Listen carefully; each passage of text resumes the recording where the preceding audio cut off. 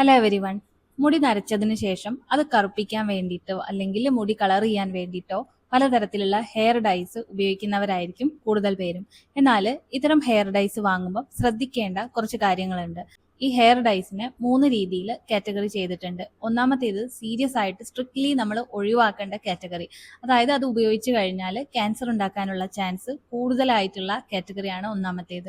രണ്ടാമത്തെ group 2A category ഉണ്ട്. ഈ ഗ്രൂപ്പ് 2A കാറ്റഗറി എന്ന് പറഞ്ഞാൽ അത് വല്ലപ്പോഴും ഒക്കെ യൂസ് ചെയ്യുന്നതുകൊണ്ട് പ്രശ്നമില്ല. എന്നാൽ അതും കണ്ടിന്യൂസ് ആയിട്ട് ഡെയിലി ബേസിസിലൊക്കെ ഉപയോഗിക്കുകയാണെങ്കിൽ ക്യാൻസർ വരാനുള്ള ചാൻസ് കൂടുതലാണ്. ഇനി അടുത്തതാണ് താരതമ്യേന സേഫ് ആയിട്ടുള്ള കാറ്റഗറി. അപ്പോൾ ഇന്ന് ഈ വീഡിയോയിലൂടെ ഏതൊക്കെ ഹെയർ ഡൈസ് ആണ് ഇന്ത്യയിൽ ഏറ്റവും വേഴ്സ്റ്റ് ആയിട്ടുള്ളത്, ഉപയോഗിക്കാൻ പാടില്ലാത്ത ടൈപ്പ് ഹെയർ ഡൈസ് ഏതൊക്കെയാണെന്നൊക്കെ നോക്കാം.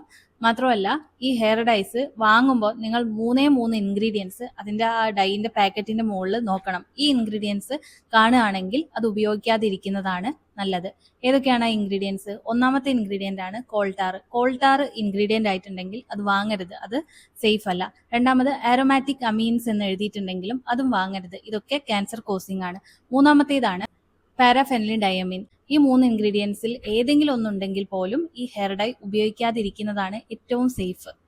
ചില ഹെയർ ഡൈസ് 5 മിനിറ്റ് കൊണ്ടൊക്കെ ഷാമ്പു രൂപത്തിൽ ഉപയോഗിച്ച് കഴിഞ്ഞാൽ പെട്ടെന്ന് തന്നെ ഹെയർ കളർ ചേഞ്ച് ആവും. അപ്പം ഇങ്ങനെ പെട്ടെന്ന് തന്നെ കളർ മാറുന്ന ഹെയർ ഡൈസ്, അതായത് നമ്മളൊരു ഷാമ്പു രൂപത്തിൽ ഉപയോഗിക്കുന്ന ഹെയർ ഡൈ ആണെങ്കിൽ എന്താണ് അതിൻ്റെ ആക്ഷൻ എന്ന് വെച്ചാൽ ഈ ഡൈ നമ്മുടെ മുടിയുടെ ഷാഫ്റ്റ് എന്ന പാർട്ടുണ്ട്, ഷാഫ്റ്റിലേക്ക് പോവും, ഷാഫ്റ്റിനെ കളർ ചെയ്യും, പിന്നീട് അത് സ്കാൽപ്പിലേക്കും ബ്ലഡിലേക്കും ഒക്കെ ഇറങ്ങിച്ചെല്ലും. അപ്പോൾ ഈ ബ്ലഡ് വഴി ബ്ലഡ് ക്യാൻസർ ഉണ്ടാവാനും അതുപോലെ ചില സമയത്ത് അത് വൃക്കയിലൂടെ അത് ശുദ്ധീകരിക്കാൻ വേണ്ടി ഇത്തരം കോമ്പൗണ്ട്സ് പോകുന്ന സമയത്ത് ബ്ലാഡർ ക്യാൻസർ ഉണ്ടാവാനും, മൂത്രസഞ്ചിയിൽ ഉണ്ടാവുന്ന ക്യാൻസറാണ് ബ്ലാഡർ ക്യാൻസർ. അപ്പോൾ ഈ ബ്ലാഡർ ക്യാൻസർ ഉണ്ടാവാനും ബ്ലഡ് ക്യാൻസർ ഉണ്ടാവാനും ചില സാഹചര്യങ്ങളിൽ ബ്രസ്റ്റ് ക്യാൻസർ ഉണ്ടാവാൻ വരെ ഇത് കാരണമാവും. അതുകൊണ്ട് തന്നെ ഇത്തരം ടോക്സിക് ആയിട്ടുള്ള കോമ്പൗണ്ട് ഉള്ള ഹെയർ ഡൈസ്, പെട്ടെന്ന് തന്നെ മുടി കളർ ആക്കുന്ന രീതിയിലുള്ള ഹെയർ ഡൈസ് ഉപയോഗിക്കുന്നുണ്ടെങ്കിൽ അത് കുറയ്ക്കുന്നതാണ് ഏറ്റവും നല്ലത്. അതിന്റെ ഉപയോഗം കുറയ്ക്കുക. ആദ്യം അവോയ്ഡ് ചെയ്യേണ്ട കാറ്റഗറി പറയാം. ഇത് ഉപയോഗിക്കാതിരിക്കുന്നതാണ് നല്ലത്. അതിന്റെ ഇൻഗ്രീഡിയൻറ്റ് ലിസ്റ്റിൽ അമീൻ ഉണ്ടെങ്കിലോ അല്ലെങ്കിൽ പാരാഫിനൽ ഡയമീൻ റെസോസിനോൾ, ഈ 2 കോമ്പൗണ്ട്സ് ഒക്കെ ഉണ്ടെങ്കിൽ, കോൾട്ടാർ ഒക്കെ ഉണ്ടെങ്കിൽ ഇത് ഒഴിവാക്കണം. അപ്പോൾ സ്ട്രിക്ട്ലി അവോയ്ഡ് ചെയ്യേണ്ട ഹെയർ ഡൈസ് ആദ്യം കാണാം.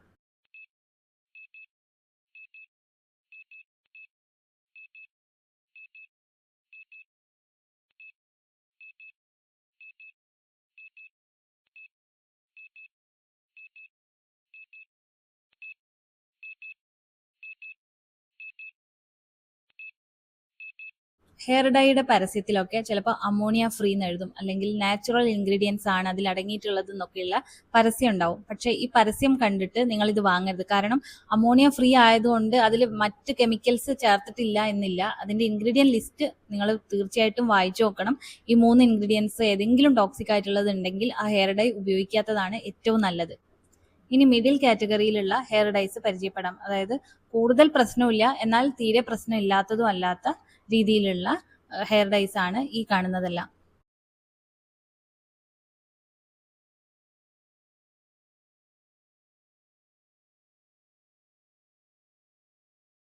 ഒരേ ബ്രാൻഡ് തന്നെ സേഫ് ആയിട്ടുള്ള ഹെയർ ഡൈ ചെയ്യാൻ പറ്റുന്ന ഡൈയും ഇറക്കുന്നുണ്ട്, അതുപോലെ കെമിക്കൽസ് അടങ്ങിയിട്ടുള്ള ഡൈയും ഇറക്കുന്നുണ്ട്.